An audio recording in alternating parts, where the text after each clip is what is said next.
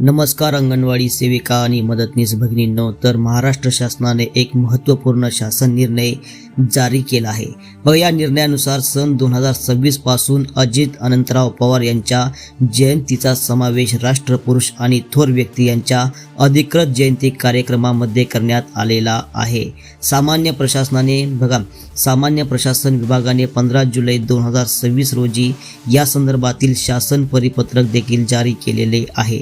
या परिपत्रकानुसार दरवर्षी 22 जुलै रोजी राज्यातील सर्व शासकीय आणि निमशासकीय कार्यालयामध्ये अजित पवार यांच्या प्रतिमेला पुष्पहार अर्पण करून त्यांच्या जयंतीचे औपचारिक स्मरण केले जाणार आहे आणि केले जाईल। या निर्णयामुळे अजित पवार यांच्या जयंतीचा समावेश आता शासनाच्या अधिकृत जयंती कार्यक्रमांच्या यादीमध्ये झालेला आहे। हा निर्णय नेमका काय सांगतो बघा। शासन परिपत्रकात स्पष्ट नमूद करण्यात आले आहे की मंत्रालयासह सर्व शासकीय व निमशासकीय कार्यालये तसेच राज्यातील शाळा आणि महाविद्यालयांना जे महाविद्यालय आहे त्यांना देखील हा निर्णय लागू करण्यात आलेला आहे।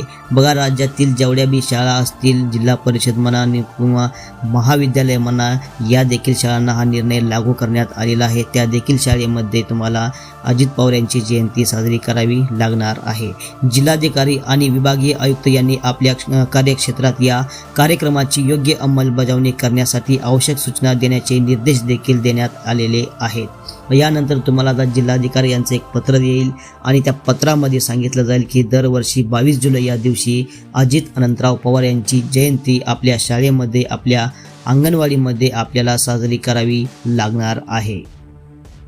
बघा, अजित पवार यांच्या कार्यक्रमाबाबत समर्थक काय म्हणतात। अजित पवार यांच्या समर्थकांच्या मते त्यांनी महाराष्ट्राच्या विकासासाठी अनेक क्षेत्रांचे काम केले आहे। सिंचन, पायाभूत सुविधा, उद्योग, ग्रामीण विकास, क्रीडा, शिक्षण, क्रीडा आणि प्रशासनातील कार्यक्षमतेमुळे त्यांनी राज्याच्या विकासामध्ये महत्त्वाचे त्यांचं योगदान दिले आहे। त्यांचे समर्थक म्हणतात की बघा, याच पार्श्वभूमीवर त्यांच्या कार्यक्रमाचा सन्मान म्हणून शासनाने हा निर्णय घेतल्याचे समर्थकांचे मत आहे। बघा, या शासनाच्या अधिकृत जयंतीच्या कार्यक्रमामध्ये एखाद्या व्यक्तीचा समावेश होणे ही एक महत्त्वाची आणि प्रशासकीय नोंद मानली जाते। त्यामुळे आता 22 जुलै हा दिवस राज्यातील विविध शासकीय कार्यालयामध्ये अजित पवार यांच्या जयंतीनिमित्त अधिकृत कार्यक्रमाच्या माध्यमातून साजरा केला जाणार आहे। बघा, अंगणवाडी सेविका आणि मदतनीस भगिनींनो, तर दरवर्षी तुम्हाला आता 22 जुलै, तर आज तारीख आहे बघा 16 जुलै तारीख आहे। आता येणाऱ्या 22 जुलैला तुम्हाला आपल्या अंगणवाडीमध्ये, शाळेमध्ये तुम्हाला अजितदादा पवार यांची जयंती तुम्हाला साजरी करावी लागणार आहे।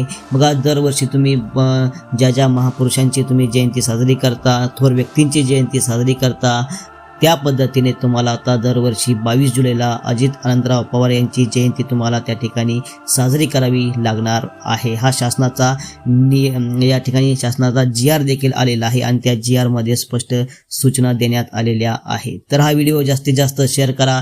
बऱ्याच जणांना हे माहिती नाही, तर लवकरात लवकर हा व्हिडिओ तुम्ही व्हायरल करा, जेणेकरून सगळ्यांना याची माहिती सर्वांना मिळणार आहे। आणि असेच महत्त्वाचे व्हिडिओ पाहण्यासाठी चॅनलला सबस्क्राईब करा।